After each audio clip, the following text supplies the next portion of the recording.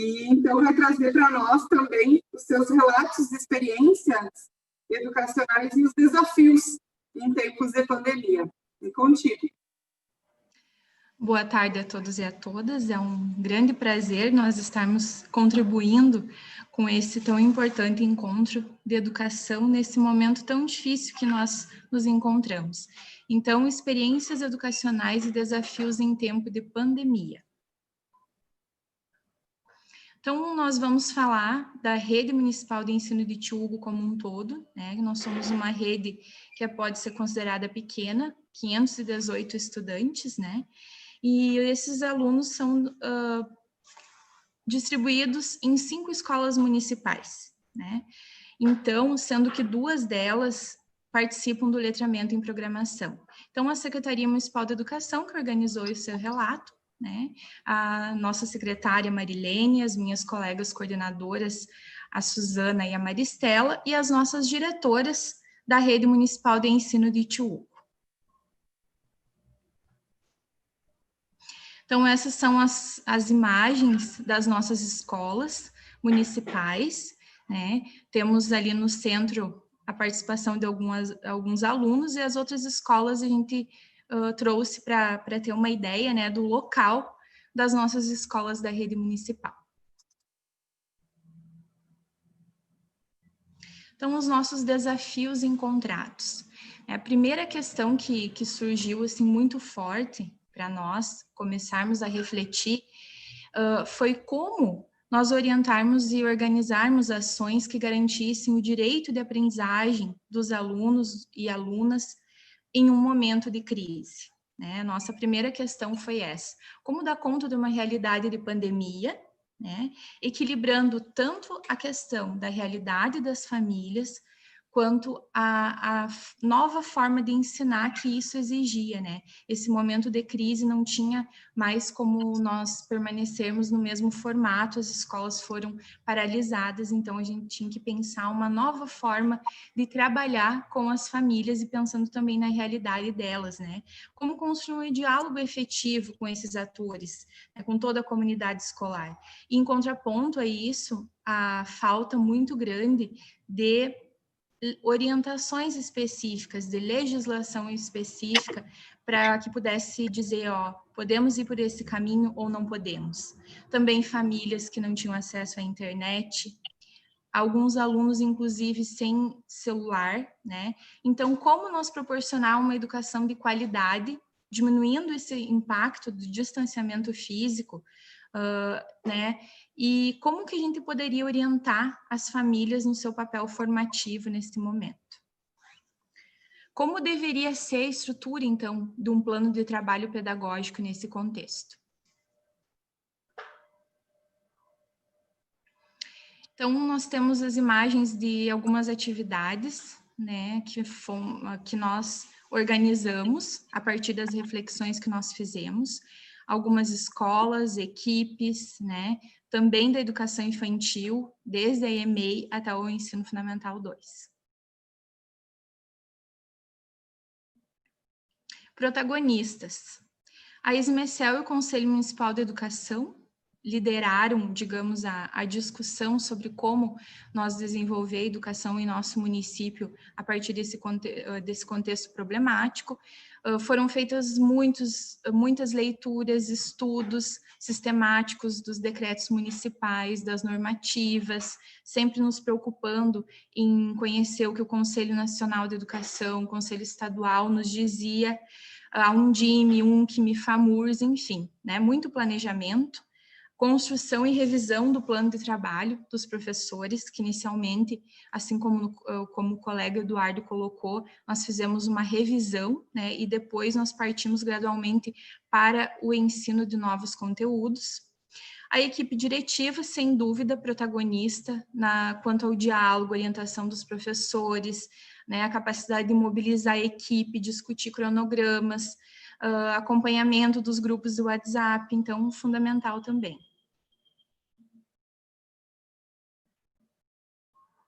Os nossos professores, né, muito preocupados em como desenvolver aulas que efetivamente fossem chegar ao estudante de forma adequada, né, pensando que a gente não teria muitos recursos, considerando a realidade também, né, como fariam reformulações didáticas na construção do seu plano de trabalho, e também as famílias, né, sem dúvida, muito angustiadas em como poderiam cumprir esse papel formativo no momento de pandemia, né, sendo responsáveis pela mediação do ensino nas suas casas.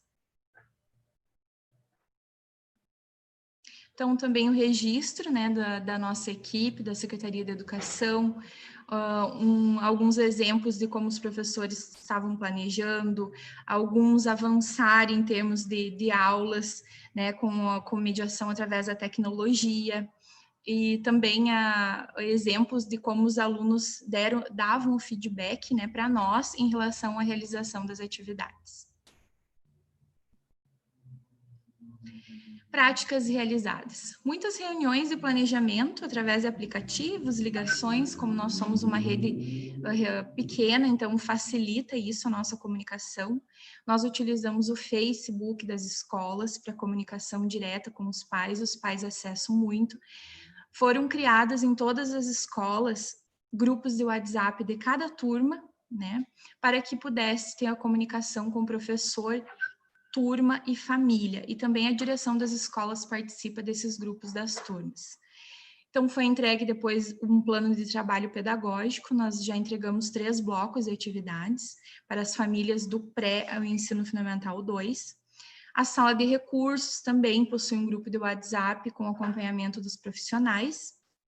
E na EMEI nós fizemos um grupo com atividades semanais mediadas pelas professoras, com orientação do trabalho no sentido da socialização, das vivências familiares, que são fundamentais nesse período, resgatando a questão da brincadeira, né? Porque a educação infantil, nível creche, tem essa particularidade. Então, nesse sentido, foi fundamental a criação desse grupo e tivemos uma participação muito boa das famílias. Então, os grupos também do WhatsApp para conversar com os professores, discutirmos, né, tomarmos decisões, repasse, compartilhamento de possibilidades pedagógicas para tornar as aulas um pouco mais dinâmicas, né, e desafiadoras. Elaboramos uma pesquisa com os professores quanto à metodologia de trabalho adotada até então, para que eles pudessem nos dar um feedback de como sentiam nos grupos com as famílias esse retorno, se os alunos estavam conseguindo entender essa proposta. E nós encaminhamos agora nesse 4º bloco, no 3º bloco encaminhamos uma pesquisa também para os pais darem esse retorno. E também um apoio que nós realizamos foi a distribuição de uma ajuda, né, quanto à alimentação a todas as famílias que se encontram em vulnerabilidade social, porque o chão, a questão das necessidades reais da família influenciam diretamente nas condições de aprendizagem, né, no desenvolvimento das atividades em casa. Então, isso também foi realizado. Nós temos o registro de algumas fotos que as famílias nos enviaram, né, das crianças realizando as atividades, desde da creche até o ensino fundamental 2, o link do Facebook das escolas e também da Prefeitura Municipal, depois quem quiser conhecer o trabalho, a disponibilidade de materiais também nesses faces, ficam à vontade. Lições aprendidas. Nós aprendemos muito sobre a capacidade de nos reinventar, né? No momento de crise, isso é fundamental, para que a gente pudesse cumprir os nossos objetivos educacionais, as nossas ações educativas pudessem ser cumpridas. Então, a capacidade de nos reinventar e nos motivar para que está dando certo, mesmo de forma diferente, mesmo que a escola foi totalmente reinventada, está dando certo. Então, isso nós aprendemos muito, essa capacidade, essa necessidade de recriar espaço, né? O espaço da escola. A utilização da tecnologia é uma mediadora fundamental e facilitadora do processo de ensino-aprendizagem. Aprendemos também que nós precisamos evoluir muito quanto às tecnologias de informação e comunicação, quanto à sua utilização nas escolas. e com certeza proporcionarmos formação pedagógica aos nossos educadores para que eles sejam capazes de cada vez mais evoluir em termos de metodologias novas didáticas nesse sentido. Também nós aprendemos que nós temos uma realidade muito positiva, isso nos motivou bastante nesse trabalho em relação à parceria da escola com a família. Nós tivemos pouquíssimos trabalhos que não foram retirados na escola, né, e algumas situações especiais, e depois a gente foi entregar nas residências, mas que nós temos uma ótima parceria entre escola e famílias. Isso foi muito bom a gente chegar a essa conclusão. Também temos educadores preocupados que se colocaram à disposição a estarem à frente do processo junto com a secretaria, junto com o Conselho Municipal de Educação. Nós não estamos atingindo o Fundamental 2, né, os alunos como a gente gostaria de atingir, isso foi algo que a gente também chegou à conclusão, assim como nós temos dificuldades no ensino presencial também. Aprendemos que o educando, mais do que nunca, né, continua sendo, e é necessário que seja, o centro da ação educativa, e também o educador continua sendo o fio condutor da praxis pedagógica, né, na medida que ele tem a capacidade de olhar o aluno integralmente na sua complexidade e consiga fazer as mediações necessárias para que o ensino se desenvolva da melhor forma possível nesse contexto de pandemia. Ótimo, Alice. Muito bom.